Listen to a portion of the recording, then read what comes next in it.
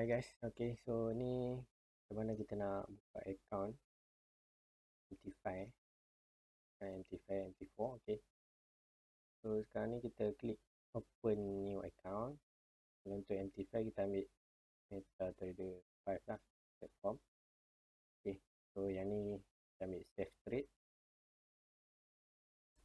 Alright, then yang ni kita ambil MT5 bonus, dapat bonus lah. Kalau standard je.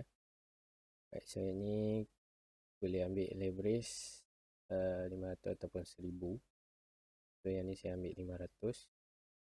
Okay, klik ni. Okay, then open new account. Okay, so account was successfully create. Alright, so dekat sini ada account kat bawah ni lah. Cuma bila ini nombor MT5 lah.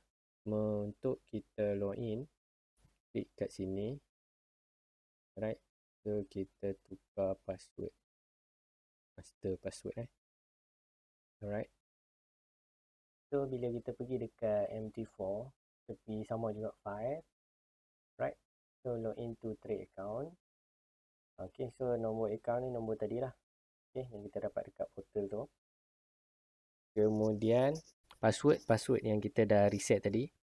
Okay, so server pun sama. Right, so lepas tu kita login lah, klik OK. So nanti kita login lah. Kat sini akan tulis lah sama ada kita nak select WTI ataupun yang lain lah. Okay, so semoga membantu.